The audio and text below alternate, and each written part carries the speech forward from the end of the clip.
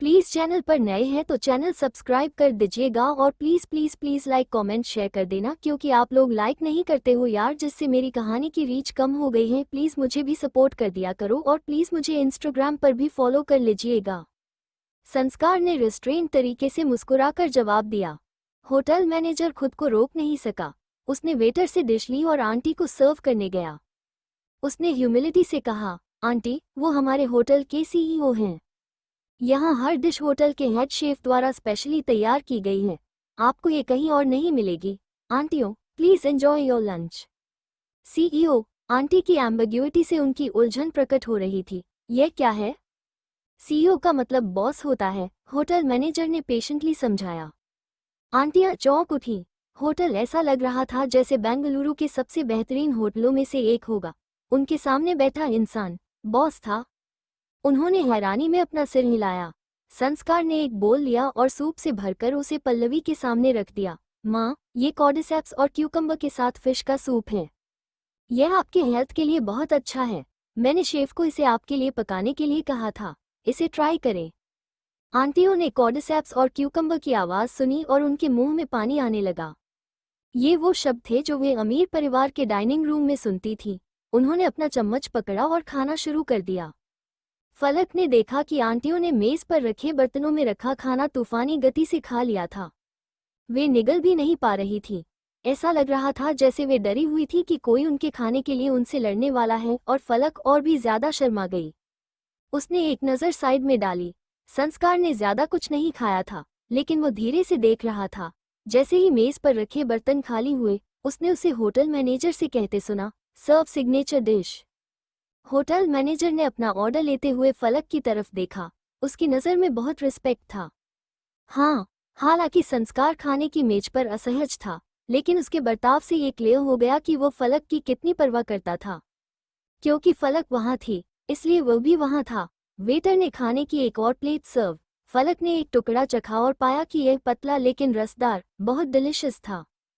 उसने एक और टुकड़ा लिया और उसे संस्कार के प्लेट में डाल दिया। संस्कार अपनी सास से बात कर रहा था। उसने नीचे देखा और देखा कि उसकी पत्नी उसको खाना सर्व कर रही है। संस्कार ने बगल में देखा कि फलक अपनी क्रिस्टल साफ आंखों से उसे देख रही थी और मुस्कुरा रही थी। उस दिन उसने अपने बाल खुले रखे थे और उसने अपने बालों के दाहिने हिस्से को एक खूबसूरत खजूर की चोटी बांधी थी, जो उसके कान के पीछे तक लहरा रही थी। उसने अपने सिर पर एक तितली हेयर क्लिप से चोटी को बांधा था। फलक को देखकर ऐसा लग रहा था कि जैसे वो केवल 18 साल की हो, एक बहुत ही सुंदर और मासूम यूनिवर्सिटी की स्टूडेंट की तरह। फलक की खूबसूरत आंखों में चांद सी चमक थी। जब वो मुस्कुराई तो उसने उसकी तरफ देखा और उसके प्रति गर्मजोशी और निर्भरता का भाव था। वो भाव मोहक था। संस्कार की चमकीली पतली आंखों में स्नेह झलक रहा था। उसने उस कोर को खा लिया। ये लड़की, अंततः मेरा एफर्ट वेस्टेड नहीं गया। फलक ने देखा कि वो खाना खा रहा है, इसलिए जब भी कोई डिशेस सर्व की जाती तो वह जल्दी से उसके प्लेट में थोड़ा सा डाल देती। संस्कार बहुत पोलाइट था, लेकिन उसका हाई स्टैंडर्ड नहीं बदलेगा। संस्कार उन लोगों के साथ बिल्कुल फिट नहीं बैठता था जो हमेशा ऐसे खाते थे जैसे कि यह उनका आखिरी भोजन हो। संस्कार ने देखा कि उसकी पत्नी उसके बगल में बहुत बिजी थी। बहुत जल्दी उसके प्लेट में एक छोटा सा पहाड़ बन गया। संस्कार के होठों के कोने ऊपर उठ गए, जैसे उसे अपनी कैद देखकर बहुत मजा आ रहा हो। पल्लवी ने अपनी बेटी और दामाद के बीच मधुर बातचीत देखी। उसकी आंखें भर आईं। उसे चिंता थी कि उसकी बेटी अचानक शादी करके खुश नहीं रह पाएगी। ऐसा लग रहा था कि उसने बहुत ज्यादा चिंता कर ली थी। उसकी बेटी की खुशी उसके चेहरे पर साफ झलक रही थी। डिनर खत्म होने के बाद आंटियों का पेट इतना भर गया कि उनका पेट गोल हो गया। संस्कार ने होटल मैनेजर से कहा, सर्व सम फ्रूट। आंटियों ने कोई आपत्ति नहीं जताई। उन्होंने सोचा कि भोजन के साथ फल भी खा लिया जाए। फिर प्राइवेट रूम का दरवाजा खोला गया। सूट पहने एक लड़का उत्सुकता से दरवाजे के पास खड़ा था। उसने सिर हिलाया और थोड़ा झुका। Mister Jindal, good afternoon. एक आंटी ने देखा कि कोई आया है और वो तुरंत खड़ी हो गई। बेटा, तुम यहाँ क्यों आए हो? यह उनका बेटा ही था जो बेंटले चला रहा था। बेंटले बेटे ने अपनी माँ को एक ऐसी नज़र से देखा जिसका आशय उसे चुप रहने के लिए कहना था। सर, आज के आपके हॉस्पिटैलिटी के लिए थैंक यू। मेरी माँ और आंटियाँ अपना डिनर कर चुकी हैं। मैं उन्हें घर छोड़ देता हूँ। होटल मैनेजर ने कुर्सी हटाई और संस्कार धीरे से खड़ा हुआ। उसने अपने दोनों हाथ जेब में डाले और सिर हिलाया। So, see you again. BMW वाले बेटे ने अपनी माँ को बाहों में पकड़ लिया और उसे बाहर ले जाने लगा। बाकी 3 आंटियां, जो बेंटले वाली आंटी के पीछे पीछे चल रही थी, उन्होंने जल्दी से पल्लवी को बाय कहा और उन दोनों के पीछे पीछे बाहर चली गईं। संस्कार, फलक और पल्लवी दरवाजे के पास खड़े होकर उन्हें जाते हुए देख रहे थे। बेंटले वाली आंटी ने अपने बेटे से अपना हाथ पीछे खींचना चाहा। बेटा, तुम क्या कर रहे हो? उस संस्कार ने हमें डिनर के लिए इनवाइटेड किया था। मेरा खाना अभी खत्म नहीं हुआ है। बेंटले बेटे ने भौहें सिकोड़ते हुए कहा। माँ, मिस्टर जिंदल ने आपको दोपहर के डिनर के लिए इनवाइटेड किया था और आप चली गई। आप खुद को क्या समझती हैं? बेटा, तुम ऐसा कैसे बोल सकते हो? एक लड़का जो बेंसन टाउन द्वीप पर घर खरीदने के लायक नहीं है, लेकिन उसने मायापुर पार्क में अपना घर खरीदा है। मैं उससे क्यों डरूंगी? क्या आप जानती हैं कि बेंसन टाउन में सभी संपत्तियों का मालिक कौन है? वे जिंदल परिवार की हैं। मायापुर पार्क बेंसन टाउन के ठीक बीच में है। मिस्टर जिंदल ने शहर के केंद्र में अपने लिए एक घर बनाया ताकि जब वो खिड़की खोले तो वो पूरे शहर को देख सके, जब वो दरवाजा खोले तो उसे पूरा जंगल दिखाई दे। उसने इसका नाम मायापुर पार्क रखा। ये पूरे शहर में एकमात्र ऐसी चीज नहीं है जिसे आप सिर्फ पैसे से खरीद सकते हैं। क्या आप समझी? क्या क्या? आंटी हैरान थी, लेकिन संस्कार ने कहा था कि उसने कभी बेंसन टाउन के बारे में नहीं सुना था। हे, ऐसा इसलिए है क्योंकि उसके नाम पर बहुत सारी प्रॉपर्टी हैं। बेंसन टाउन सिर्फ एक छोटी सी जमीन है। मिस्टर जिंदल जाहिर है इस जगह पर अपना ज्यादा ध्यान केंद्रित नहीं करते हैं। लेकिन संस्कार ने कहा कि उसके पास एक गैराज है, इसलिए मुझे लगा कि उसका मतलब साइकिल, मोटरबाइक और ऐसी ही दूसरी चीजों से है। उसने कहा कि वो BMW चलाता है। वो एक बेंटले भी नहीं खरीद सकता। माँ, आप कुछ नहीं जानती। आप आगे से किसी और को डराने की कोशिश नहीं कर सकती। उसकी BMW कार से मेरी बेंटले खरीदी जा सकती है। साइकिल और मोटरबाइक से भरा एक गैराज आप सपना देख रही हैं। लेकिन संस्कार, आया, माँ प्लीज, मैं आपसे रिक्वेस्ट करता हूँ, उसे संस्कार कहना बंद करें। क्या आप मुझे पागल बनाना चाहती हैं या मेरी जान लेना चाहती हैं? आंटियों ने अब जाके अपना मुंह बंद कर लिया। उन्होंने अपने मन में सोचा, अरे हमें अभी तक मैंने ये बोला ही नहीं कि हमें लगता है कि वो बहुत बूढ़ा है। उन आंटियां के जाने के बाद फलक ने उस हैंडसम लड़के की ओर देखा जो उससे एक सिर लंबा था। तुमने ही आंटी के बेटे को बुलाया था ना? मम्मा, संस्कार ने सिर हिलाया। उसने शांति से जवाब दिया। उन आंटियों ने मेरे लिए अपने दिमाग में एक इमेज बना रखी थी। वे हमारी कही किसी भी बात पर विश्वास नहीं करती। वे तभी जागेंगी जब उनके बेटे उन्हें बताएंगे। तो फिर आपने उन्हें डिनर क्यों कराया? उनके बेटों से क्यों नहीं कहा कि वे उन्हें सारा सच बताए? संस्कार ने अपनी आवाज धीमी कर ली। उसकी गहरी आवाज में स्नेह की झलक थी।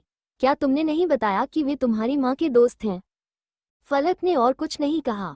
उसकी साफ आंखों में आंसू थे। अगर उसकी माँ वहां नहीं होती तो वो उसे बहुत कसकर गले लगाना चाहती थी। वो उसे ये बताने की कोशिश कर रहा था कि वो उसे खुश रखने के लिए कुछ भी करेगा। पल्लवी उस रात बहुत खुश थी। संस्कार, थैंक यू माँ, ये तो मेरा फर्ज था, संस्कार ने कहा। तभी उसका फोन बजने लगा। संस्कार ने कहा, फलक, मैं थोड़ी देर के लिए नीचे जा रहा हूँ। अमन के पास एक डॉक्यूमेंट है जिसे मुझे पढ़ना है। होटल में एक हेल्थ सेंटर है। मैं मैनेजर से कह देता हूँ कि वो तुम्हें और माँ को वहाँ ले जाए। देखो माँ को क्या पसंद आता है। अच्छा ठीक है, जल्दी करो और जाओ। फलक ने सिर हिलाया। संस्कार ने एक कदम उठाया और वहां से चला गया। पल्लवी ने संस्कार की सुंदर पीठ को देखी और खुशी से आह भरी। ये संस्कार, मैं इसे जितना देखती हूँ मुझे तुम्हारी उतनी कम फिक्र होती है। लेकिन फलक, जो दोस्त के बेटे ने कहा वो सच था। क्या संस्कार की फैमिली वाकई इतनी अमीर है? माँ, मैंने संस्कार से शादी की उसके पैसे देखकर नहीं की। आप इतनी चिंता क्यों करती हैं? फलक को डर था कि उसकी माँ इस बारे में ज्यादा सोचेगी, इसलिए उसने जल्दी से टॉपिक बदल दिया। फलक खुद हैरान थी कि वो इस सोने के गड्ढे में गिरी थी आके।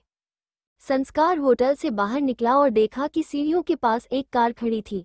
अमन दरवाजे के पास खड़ा था। संस्कार ने देखा, लेकिन अमन की ओर नहीं चला। वो सीढ़ियों से नीचे चला गया और एक सुनसान इलाके की ओर मुड़ गया। वहां एक आदमी खड़ा था, अजय।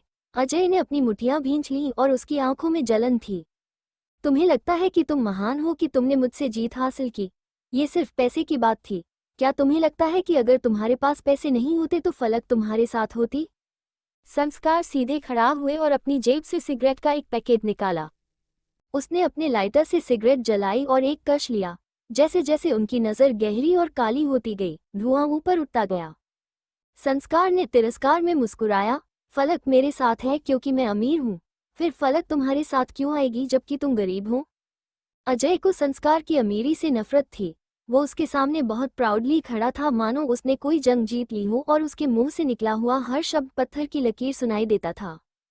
संस्कार बहुत पावरफुल था, इसलिए अजय अपने आप को बहुत कमजोर समझना था, क्योंकि वो जानता था कि वो उसके पावर के सामने जीत नहीं सकता है। लेकिन वो वही था जिसने सबसे पहले फलक को पसंद किया था। वो उससे आगे कैसे निकल सकता था? जितना अधिक वो अपने आप को कमजोर समझता, उतना ही अधिक गुस्सा होता।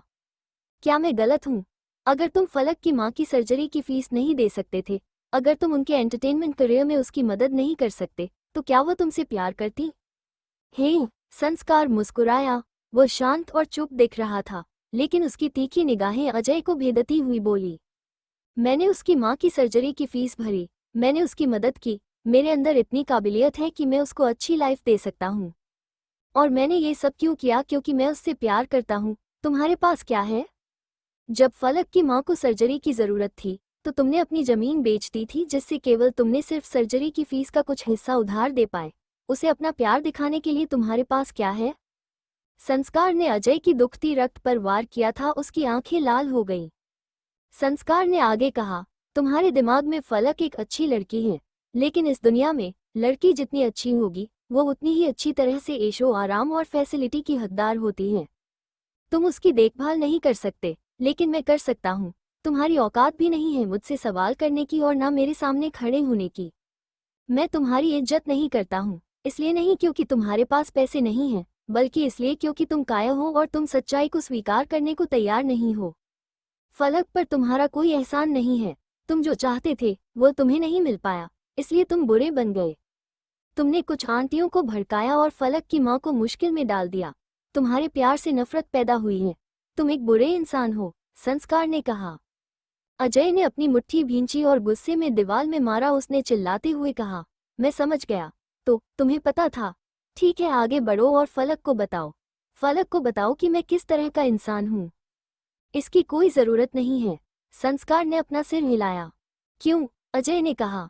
संस्कार ने अजय के हाथ से आते खून को देखा और धीरे से कहा, बहुत कम लोग हैं जिन्होंने फलक के साथ अच्छाई से व्यवहार किया है, और फलक उन सभी को याद करती है जिन्होंने ईमानदारी से उसकी मदद की। वो सोचती है कि तुम उन लोगों में से एक हो। मैं नहीं चाहता कि फलक निराश महसूस करे, और नहीं मैं चाहता हूं कि वो परेशान महसूस करे। अजय का शरीर अकड़ गया जब उसने संस्कार की ओर देखा। वाह! अजय की आंखों से आंसू बह निकले। उसने दांत पीसते हुए कहा, मैं हार मानता हूं, लेकिन ये याद रखना, मैं इसलिए नहीं हारता कि मैं तुमसे हार गया, बल्कि इसलिए हारता हूं क्योंकि मैं फलक के प्रति तुम्हारे प्यार से हार गया। मैं कल यूके में अपनी आगे की पढ़ाई के लिए जाऊंगा। मैं 5 साल बाद वापस आऊंगा, और अगर तब मुझे पता चला कि तुमने फलक के साथ बुरा व्यवहार किया है, तो मैं उसे वापस ले लूंगा। तभी अजय मुड़ा और चला गया। संस्कार ने धुएं का आखिरी कश बाहर निकाला। फिर उसने सिगरेट का बट अपने जूते के नीचे रख दिया। ऐसा मौका कभी नहीं आएगा। फलक हमेशा मेरी ही रहेगी। फलक संस्कार को ढूंढने के लिए होटल से बाहर निकली। संस्कार कार के सामने अमन से बात कर रहे था। अमर एक डॉक्यूमेंट पकड़े हुए था, जबकि संस्कार का एक हाथ उसकी जेब में था और दूसरा डॉक्यूमेंट की ओर इशारा करते हुए वो कुछ बुदबुदा रहा था। उस आदमी की गहरी मूंछें सुंदर थी। उसकी पहाड़ जैसी नाक मोटी और अच्छी दिख रही थी। वो एक परिपक्व दिखने वाला आदमी था।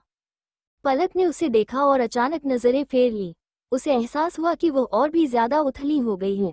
वो उसे बेकाबू होकर घूरती और कभी कभी बिना किसी कारण के शर्मा जाती। उसने इस बारे में सोचा और उसे बुरा लगा। वो काम में इतना व्यस्त था, लेकिन वो उसे रात के खाने के लिए घसीट कर ले गई। उसे समझ नहीं आ रहा था। फलक! संस्कार ने उसे देखा और पुकारा। फलक ने जल्दी से इधर उधर देखा और अमन पहले ही विनम्रता से पीछे हट चुका था, इसलिए वो संस्कार की ओर चली गई। माँ कहाँ है? संस्कार ने पूछा। माँ हेल्थ केयर में मालिश करवा रही हैं, इसलिए मैं तुम्हें देखने आई हूँ। फलक ने बात करते समय उसकी नज़रों से नज़रें मिलाने से परहेज किया। उसके चेहरे पर माफ़ी और शर्मिंदगी साफ झलक रही थी। संस्कार मुस्कुराया, क्यों, तुम्हें गलत पता है, तुमने कुछ किया। फलक ने अपने दोनों हाथ पीछे रखे और आज्ञाकारी भाव से सिर हिलाया। मम्मा, मैं तुम्हें और परेशानी में नहीं डालूंगी। ये सिली गर्ल, क्या जो मुसीबत उसने झेली है वो काफी नहीं है? वार्ड की आंटियां अचानक उसकी मां को क्यों परेशान करने लगी। फलक को कभी अंदाजा नहीं था कि जो लड़का कभी उसके साथ इतना दोस्ताना व्यवहार करता था वही भड़काने वाला था। और वो अर्पित भी। अर्पित अलका को लेकर फलक के बगल वाले कमरे में लेकर गया। कोई बेवकूफ इंसान ही यह नहीं समझ सकता कि अर्पित का दिमाग कितना गंदा था। वो था अलका के साथ, पर वो फलक को इमेजिंग कर रहा था और फलक की आवाज ने उसकी एक्साइटमेंट को और बढ़ा दिया था। फलक नहीं जानती थी कि वो कितनी स्टिम्युलेंस थी जिसके कारण वो दो अलग अलग लड़के के साथ उलझ गई। संस्कार ने फलक को देखा और उसके करीब एक कदम बढ़ाया। फलक, मैंने आज तुम्हारा बहुत बड़ा उपकार किया है। मैंने तुम्हें पहले ही सिखाया था, तुम मेरा शुक्रिया कैसे अदा करोगी? फलक शर्मा गई। आखिर वो सबके सामने कैसे संस्कार को किस कर सकती हैं? एक पल सोचने के बाद फलक ने दबे पांव कदम रखे और अपनी बाहें फैलाकर उसकी गर्दन पर डाल दी। उसकी चिकनी गोरी गर्दन के चारों ओर डेनिम रंग का दुपट्टा था जो उसके उत्तम रूप को और अधिक निखार रहा था। फलक ने अपनी आंखें बंद की और संस्कार के सुंदर चेहरे को किस किया। जैसे ही वो पीछे हटी, उसने संस्कार की घमंडी आवाज सुनी, फलक, मैं तुमसे 10 साल बड़ा हूँ। क्या तुम्हें लगता है कि मैं बूढ़ा हूँ? फलक दंग रह गई। उसने कभी नहीं सोचा था कि वो ऐसा सवाल पूछेगा। उसके जैसे लड़के को उम्र के बढ़ने से कोई डर नहीं होना चाहिए। उनके लिए समय का मतलब रीच लाइव एक्सपीरियंस होता है। इसका मतलब उन्हें इस दुनिया में ज्यादा पावर पाने के मौके मिलेंगे।